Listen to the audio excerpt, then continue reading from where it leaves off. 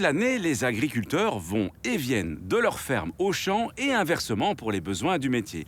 Mais à l'automne, particulièrement, les dernières récoltes, comme les betteraves ou les pommes de terre, les conduisent très souvent sur la route. Voici donc un petit rappel des précautions à prendre, tant pour les agriculteurs que pour les autres usagers. Les automobilistes doivent être très attentifs aux charrois agricoles. Et donc, vu aussi la lenteur des charrois agricoles, mais globalement, ils se comportent bien. On essaye d'être de plus en plus visible aussi. On a des lampes tournantes, gyrophares. Et donc, dans l'ensemble, on peut dire que ça se passe bien. Qu'est-ce que vous pourriez faire comme recommandation aux usagers ? Justement, de faire attention quand on sort des champs notamment. Il est clair que s'il vient une pluie, on doit sortir les champs, on va salir la route, le temps d'aller chercher le nécessaire, un télescopique ou quoi pour brosser. Il faut toujours être prudent à la sortie des champs. Au niveau des dépassements, est-ce qu'il n'y en a pas qui prennent des risques parfois ? Si, bien sûr, quand on a plusieurs tracteurs qui suivent, notamment pour aller sur un chantier, notamment machines portées, quand on tourne, etc., elles peuvent se déporter. Il faut vraiment être prudent par rapport à ça. Les principales règles qui concernent les agriculteurs quand ils se déplacent, c'est qu'ils ont une certaine partie d'obligations prévues dans la réglementation. Notamment, ils doivent penser à la propreté de la route après leur passage, aux besoins en la nettoyant. Il y a eu de nombreux changements dans la législation ces dernières années les concernant, notamment par exemple les tracteurs agricoles qui sont équipés de machines portées à l'avant ou à l'arrière et qui vont dépasser de plus d'1 mètre, vont devoir apposer toute une signalisation spécifique, qui n'oublie pas non plus que si leur véhicule dépasse les dimensions maximales réglementaires, ils vont devoir être pourvus d'une autorisation de transport exceptionnelle et arborer toute la signalisation adéquate.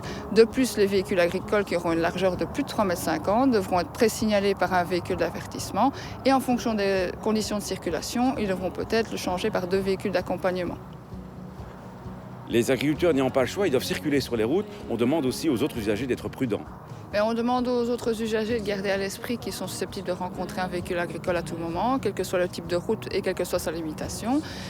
En présence de véhicule qui est plus lent et plus imposant, il est important de lui laisser une distance de sécurité suffisante, ne pas vouloir le dépasser à tout moment au mépris de toute règle de sécurité. Il est important également de ne pas se positionner pour les usagers faibles dans l'angle mort du conducteur et essayer d'établir un contact visuel avec ce dernier. Et si l'on croise ce type de véhicule, eh bien un peu de courtoisie s'impose. Il ne sait pas faire des manœuvres aussi facilement que tous les autres usagers ou automobilistes. Agriculteur n'est pas le métier le plus facile du monde, mais surtout c'est un boulot indispensable pour remplir nos frigos.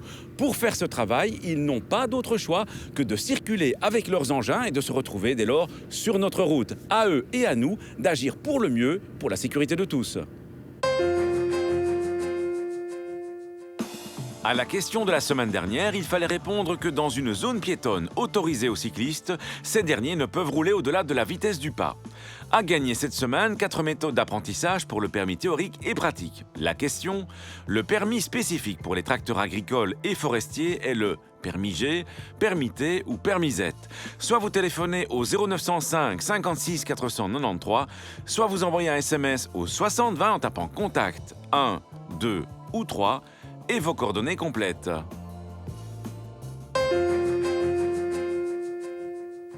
Des feux tricolores en panne passent à l'orange clignotant. Que faut-il faire dans ce cas ? Rappelons d'une part que la phase orange clignotante signifie autorisation de franchir le signal en redoublant de prudence, mais aussi que d'autre part, il faut appliquer les règles de priorité du lieu. Ainsi, s'il y a un stop ou un céder le passage en dessous des feux clignotants, il faut les respecter. S'il n'y en a pas, cela signifie que la priorité de droite est applicable. Tout cela ne semble pas évident pour de nombreux conducteurs. À la semaine prochaine et d'ici là, bonne route!